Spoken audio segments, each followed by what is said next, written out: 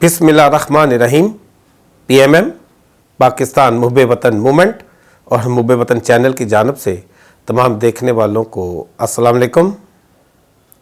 बेशक ज़िंदगी अल्लाह की दी हुई एक अजीम नेमत है। अगर इसे दिलेराना बहादुराना तरीके से जिया जाए तो इसका अंदाज़ ही बदल जाता है। खुश नसीब होते हैं वो लोग जो ज़िंदा दिली से ज़िंदगी को जीकर ऐसी मिसाल बनकर जाएं कि जब वो दुनिया से रुखसत हों तो पूरी दुनिया में उनके कबीले का, उनके लुहाइकीन का, उनके साथ खित्ते में बसने वाले अफराद का, बल्कि पूरी इंसानियत का सर फ़ख्र से बुलंद हो जाए। नाज़रीन, आज हम एक ऐसे ही अजीम मुहब्बे वतन पाकिस्तानी का ज़िक्र करना चाहते हैं जिनके इरादे चट्टानों की तरह मजबूत थे और जिनके हौसले पहाड़ों की बुलंदियों से भी बुलंद कह सकते हैं। मोहम्मद अली सदपारा कहने को एक गरीब ख़ानदान में सकर्दू के एक छोटे से देहात जिसे सदपारा कहते हैं वहाँ पैदा हुए, लेकिन इनके अज़म की बुलंदी का अंदाज़ा कीजिए। इनके जज्बों को जो फौलाद से भी ज़्यादा मजबूत हैं उनकी तरफ एक नज़र तो दुनाएं।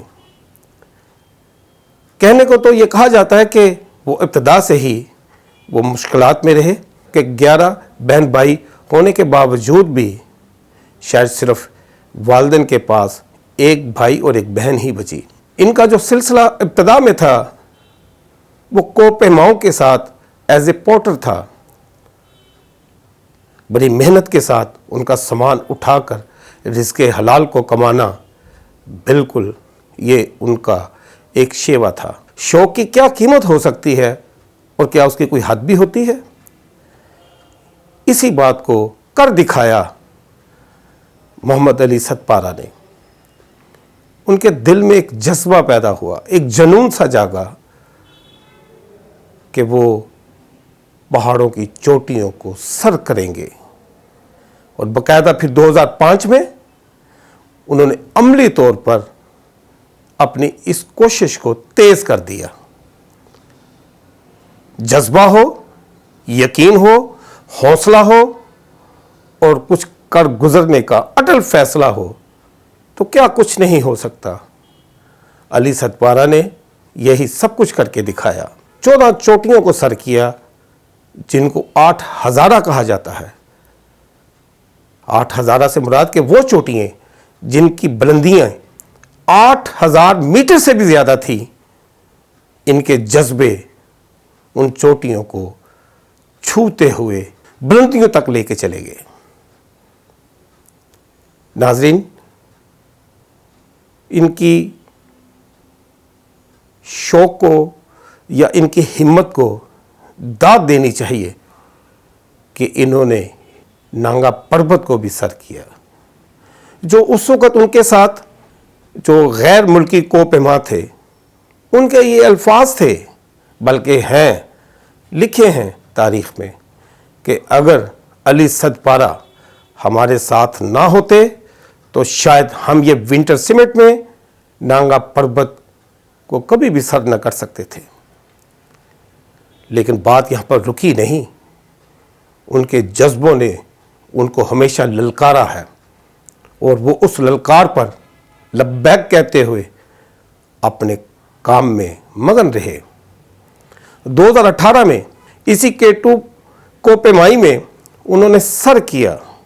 वहाँ पर सब्ज़ हलाली परचम को लहराया, पूरी दुनिया में उसकी पहचान बनाई। लेकिन फिर क्या हुआ? उनके जज्बों ने फिर उनको एक मर्तबा फिर जोश दिलाया। वो ख्वाबों की ताबीर चाहते थे।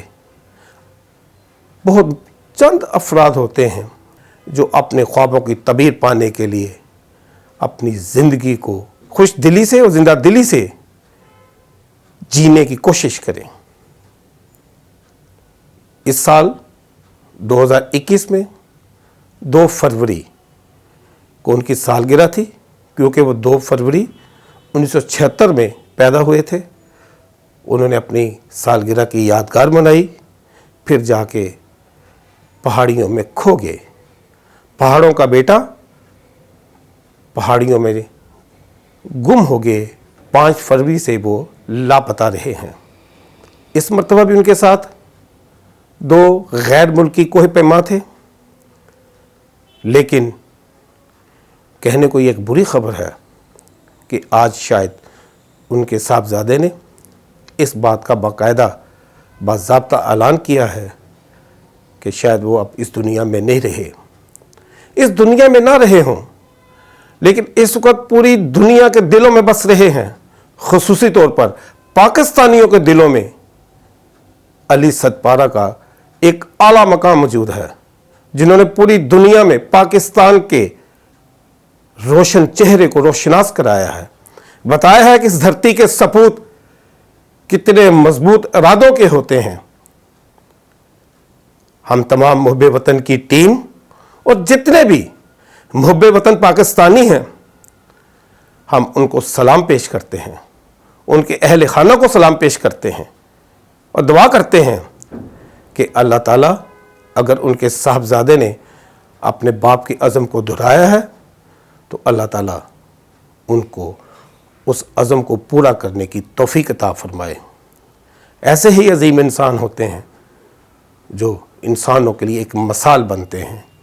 اس دعا کے ساتھ کہ تمام جتنے بھی ہمارے اندر محب وطن پاکستانی ہیں، جن کے اندر ایک ایسی لگن موجود ہے جس سے وہ پاکستان کا نام روشن کر سکیں، ہم تمام پاکستانی اور تمام محب وطن اور محب وطن موومنٹ اور محب وطن چینل کی جو تمام ٹیم ہے، تمام قومی جذبہ رکھنے والوں کو سلام پیش کرتی ہے.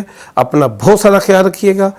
مجھے اجازت دیجیے گا. وآخر دعوانا ان الحمدللہ رب العالمین.